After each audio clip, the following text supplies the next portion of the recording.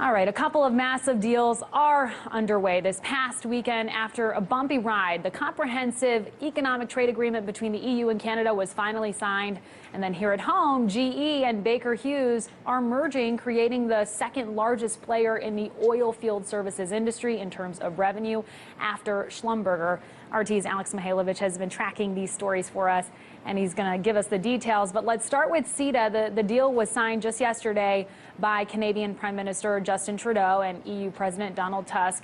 But we're hearing that even with pen hitting paper, there is still a ways to go before the agreement becomes a reality. What can we expect? Well, we've seen the bumpy ride up to now. This deal was 7 years in the making. Past 2 weeks looked like it was going to be null and void.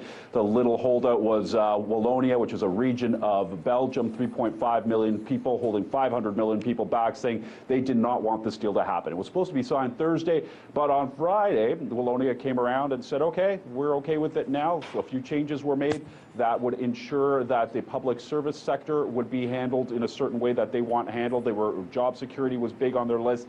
Taking care of farmers was big on their list, as well as the environment. And on top of that, there was the arbitrary system was a key element in that. They were concerned that companies would be allowed to sue regions or countries if they didn't like the laws in those regions. So that was pulled back for a bit, and that's still to be looked at, that section.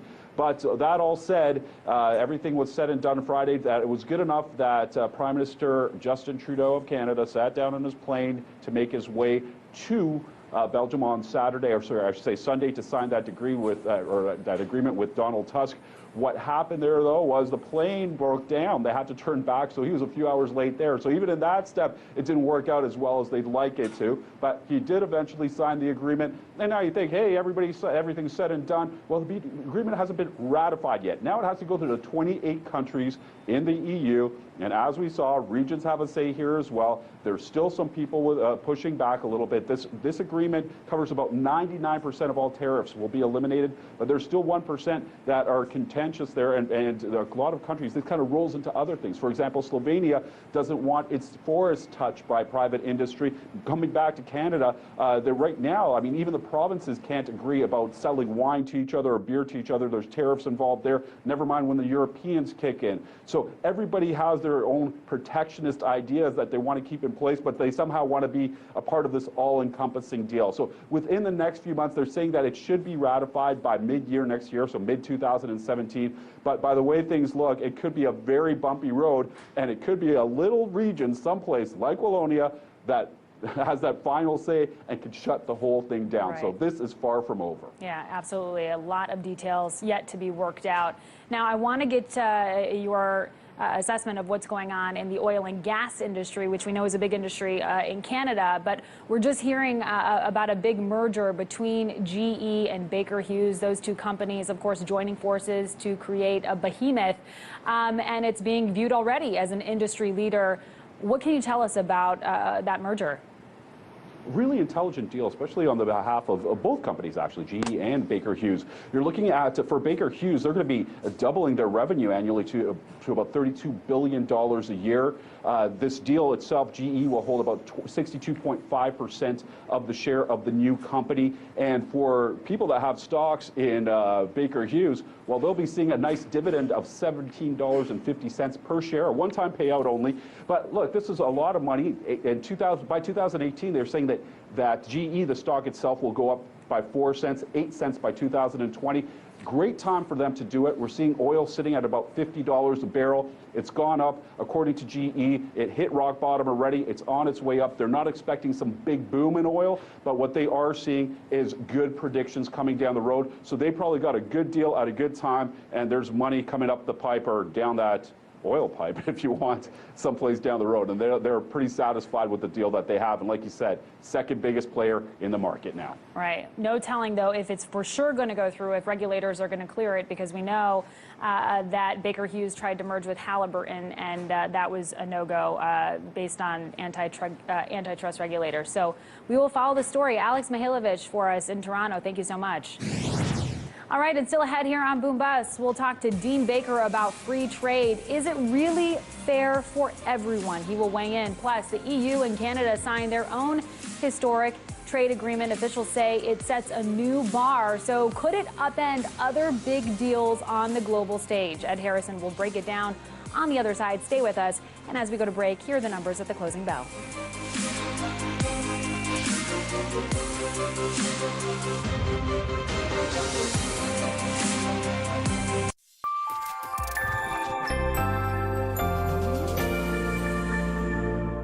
There are lucky numbers and unlucky numbers. There are numbers you want and numbers you don't. There are numbers that drive you fast. There are numbers that drive you crazy. Numbers that make you sweat and that make you shiver. Here's a number to be proud of. 4 billion. YouTube counts your views. You can count on us. RT.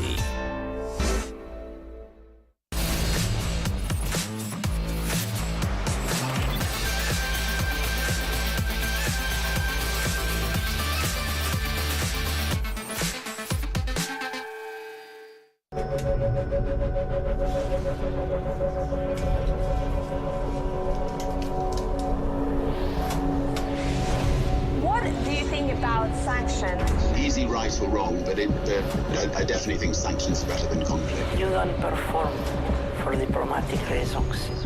You perform for humanitarian ways. I'm talking obviously about Edward Snowden. I believe he's a hero. I believe he's coming directly from his heart.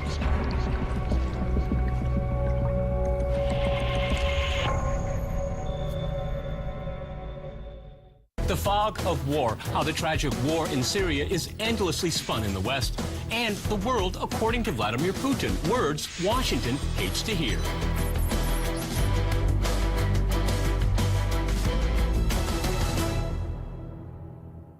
I'm not sure the United States first of all, it has not resourced the pivot adequately during the second 4 years of the Obama administration, and it's going to have to really dig deep in its pockets to find the money to resource it into another Clinton administration.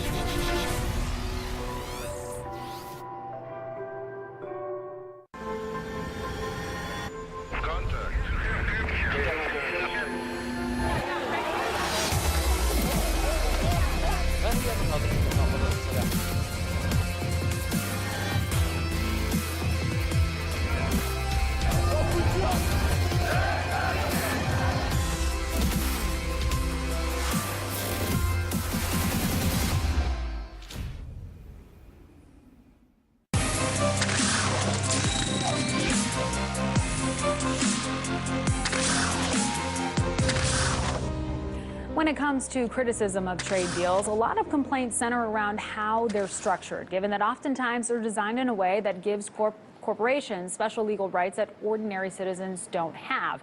Our next guest, Dean Baker, explores the implications of that in his new book, Rigged: How Globalization and the Rules of the Modern Economy Were Structured to Make the Rich Richer. Ed sat down with him to discuss exactly how concerned the public should be about that, and here's what he had to say. Well, it should be a really big concern. I mean, people often talk about these as free trade deals, and the reality is they have very little to do with trade. I mean, in the case of the TPP, we have 11 countries in there. We have trade deals already with 6 of them, and with the other 5, most of the barriers are already low. So there's just not that much in terms of free trade in there. So it is basically about setting up a regulatory structure. And as you mentioned, it sets up this special court, which, you know, when I first heard about this, I thought someone, you know, got things confused, and I did some reading, and it's basically right. So you're setting up a special court that's outside of our judicial system, that's exclusively open to foreign investors, foreign corporations, and they appoint a 3-person panel. They get to pick one, the U.S. government picks one, and then they jointly pick a 3rd person. And they're not bound by precedent, there's no appeal, and they could overturn any, I should be careful, people yell at me, they don't overturn, they just attach a very large penalty. So the idea is that, you know, suppose a state bans fracking, foreign company says, well, we're going to invest in fracking in New York State, now we can't do it, you owe us, you know, billions of dollars. And the court goes, that's right. So the ban stays in place, they just have to pay billions of dollars to keep the ban in place. So, you know, it's something people should be very worried about. And the question anyone else would ask is, what's wrong with our court system? I mean, the implication is somehow foreign investors can't count on a fair deal in U.S. courts. And that's not the courts I know. And you look at, you know, the argument, they go, oh, well, it's reciprocal we can't count on a fair deal in the other countries. You go, in Australia? Really? And they go, well, Vietnam. And, I don't know enough about Vietnam's legal system. Let's hypothesize that's true. I mean, Vietnam has reasons to have a good legal system because people won't invest there otherwise. But let's just say that's true. You get insurance. Why on earth should the whole the whole country here be subjected to this extrajudicial process so that a foreign investor can invest in Vietnam and not have to worry, the Vietnamese government might expropriate their investment? I mean, that's a risk. That's the way business works. Well, that's one of the questions that was in CETA. That was the trade deal that just got passed between Canada and the EU. And, my understanding is that the Walloons in Belgium, they wanted stronger language in the treaty to preserve the jurisdiction of domestic courts to hear disputes. And we know in the U.S. there's the 11th Amendment to the Constitution, which basically gives sovereign immunity to the government, to local governments, etc. Why does all of that matter at the end of the day? Well, at the end of the day, this takes it away. I mean, in the sense that, they determine, they're in essence a law unto themselves. I mean, I hate to overplay this, but they literally are, in the sense that you have these three-person panels, and as I say, they're not bound by precedent. We can't go, wait a second, you violated the Constitution. New York State banned fracking for legitimate health reasons. There's evidence that it causes harm in terms of poisoning, well water, drinking water for people. So we want to protect people, legitimate state function. And it applies across the board. It's not just foreign investors, so it's not discriminatory. So you're saying they have to pay a penalty to do that. And, at least as the treaty is being presented, that is what it would mean. Right. Yeah, I want to go into your book and some of the arguments that you make. The sense that I got from your book is that you're not necessarily against global trade deals per se, but you're not, you don't believe that they actually bring in free trade, so to speak, in the way that they're proposed right now. That they're structured in a way that is rigged, which is the title of your book. Who is it rigged against, and what's the structure that creates that rigging process? Well, the structure is very straightforward. I mean, our trade negotiations, you see this in the case of the TPP. We had 25 working groups. Overwhelmingly, the people on the working groups were representatives of industry, say the pharmaceutical industry working group, or intellectual property, ones for transportation, for the financial industry. So it's very clear. These are business interests. Now, who it's rigged against? It's rigged against manufacturing workers. Much of our trade policy has been about putting our manufacturing workers in direct competition with low-paid workers in Mexico, in China, and other developing countries. The predicted and actual result of that is downward pressure on the wages of manufacturing workers. You got people working for $1 an hour, so our auto workers are paid $25 an hour. What's going to happen? Lose their jobs or take big cuts in pay, and that's exactly what happened. Now, we could have put our doctors, our lawyers, our highly paid professionals in direct competition. We don't do that. You can't practice medicine in the United States unless you did a U.S. residency program. Now, how on earth can someone say with a straight face, you can't be a competent doctor unless you passed a U.S. residency program? There's a lot of competent doctors in Germany and France and other countries. They didn't pass a U.S. residency program. That's what you call protectionism. But no one talks about that. That's because doctors have a lot of political power. So the idea of putting downward pressure on their wages, well, that's not discussed. We just ignore that. Well, I saw something in your book about Medicaid that I thought was a great example in terms of outlining your thinking about this. Can you give us the example that you use with Medicaid there? Well, one of the things, I'm saying, how can we get around this? Can you do it at the federal level, do it at the state level? One of the things with Medicaid, I mention this because it is at the state level, it's administered at the state level, you have very expensive surgeries, open heart surgery, other surgeries, many of them done on a non-emergency basis. In many cases, they can be done at a tenth the cost in modern facilities, high-quality facilities in other countries. So suppose instead of paying $250,000 to have an open heart surgery done in New York or California, whatever it might be, you pay $25,000, and literally, these are the costs you're talking about to have it done in a top-quality facility in another country. You pay for the person to go there with a family member. They stay there for, a month, 2 months, 3 months, the rehabilitation period. It would still save an enormous amount of money. And you split the savings. The government gets half, the patient gets half. Everyone comes out ahead, except, of course, for the heart surgeons here who are out of the loop. And that's ostensibly why it doesn't happen, is because they don't want it to happen. Exactly. They don't even talk about it. And, I raise this with people. Usually they look at me blank-faced, and then they get angry. And I go, that's free trade. So it's fine if you want to say you're a protectionist because you want to make sure doctors have high incomes. That's not one of my goals. But, other people are protectionists. They want to protect doctors. They want to put downward pressure on the wages of auto workers. I'm more interested in the wages of auto workers. Well, no, what about, the reimportation of drugs? Do you think that applies to the same example? Because that's something we hear about a lot. It does in part, but I'd go even a step further, and I have a chapter in the book that talks about patent protection. Because one of the things, again, I say this with people, including economists, they look at me like I'm nuts. I go, drugs are cheap. And they actually are. With very few exceptions, drugs are cheap to produce. So you take a drug like the hepatitis C drug Sovaldi. It's got a list price here of $84,000 for a 3-month course of treatment. You can get you get the generic, a high-quality generic, same product in India, $200. Wow, that's a huge difference. Yeah, and the idea that we have these markups, I understand we have to pay for the research, but there are other ways to pay for the research. And what we do now is incredibly backwards. We should be looking to have the drugs sold at their free market price and pay for the research through other mechanisms.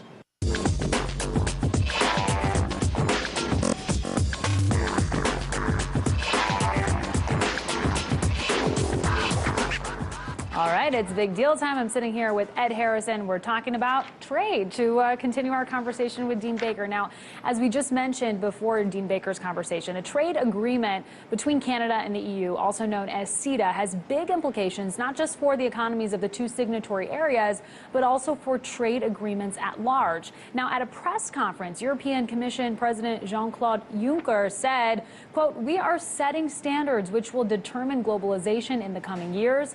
Nothing in other trade agreements will be able to remain below the level of what we have reached today with Canada." And Ed, let's start right there, because I don't know if I'm hearing it correctly, but it sounds like he's saying this deal just sets the bar with all trade agreements when it comes to trade agreements with the EU. Is that what you're also hearing? That's what I'm hearing, and I think that when you break it down, it's on 3 different levels. And, actually, Paul Magnette, who is the Wallonian Prime Minister, he said this as well in terms of why they decided to go along with the deal. He said, social standards, he said environmental standards, and he said public services. Those were the 3 areas, the sticking points that ultimately they were able to overcome and therefore get agreement on. And in general, in the EU, if you don't at least hit the standard on CETA, what Magnette is saying is you're not going to get us to go along with the deal. Yeah, and by the way, Trudeau is calling this a progressive deal. Is that fair to say?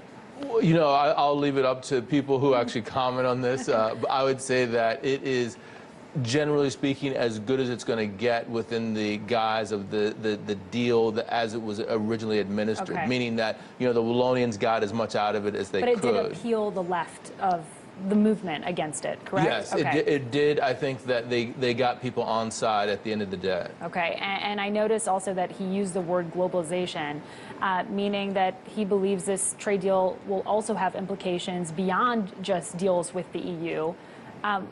Did you hear that as well? Yeah, so that, in terms of, I thought that was very interesting. I don't know what that means in the context of TPP, which is the or EU. TTIP. Well, more TPP, because that's a deal that's already in process. So the question is will it therefore alter what's happening between the United States and Asia? I don't think it will, per se, but I do think that Juncker is probably right that for deals globally, it's going to have some sort of impact in any future deal. So they'll be looking at this deal and trying to make sure that they get at least this standard. Okay, but what does this mean for the TTIP, which is the other agreement, of course, that the EU is negotiating with the U.S.?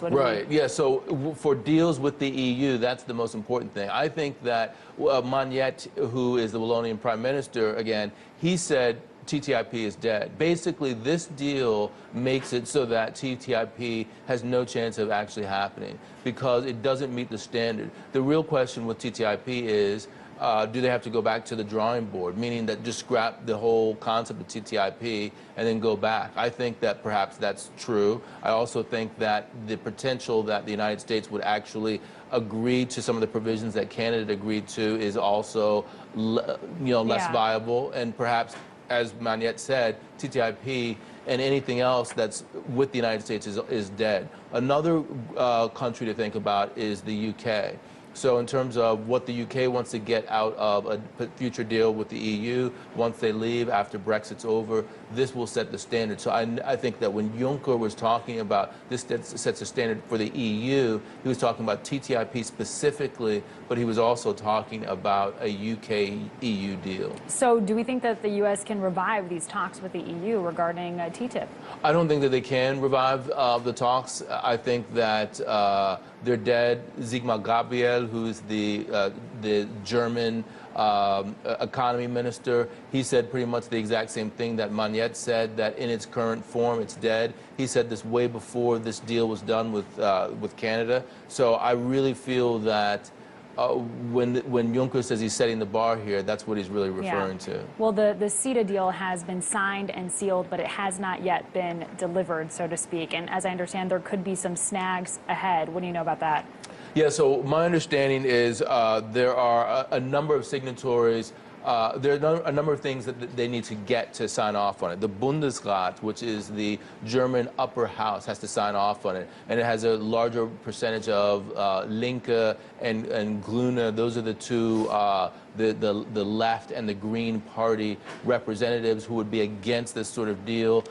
They could potentially block it. From what I've seen, it's probably not going to happen, that it's going to get through the Bundesrat, and therefore it will actually make it through the Germans.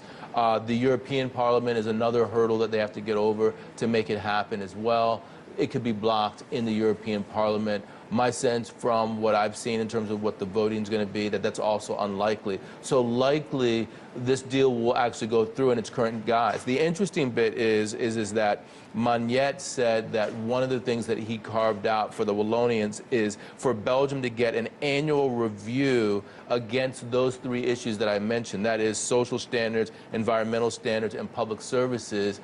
And if those three things aren't up to snuff in the annual review, they can back out of the deal altogether. Really quickly, we're out of time, but would you call this a free trade deal or just a trade deal, to harken back to what I would call Baker it a was trade saying? deal. Free trade deal, harking back to Baker, no. Okay, got it. Ed Harrison, thanks so much for that. We love hearing from you guys. Make sure you tweet at all of us.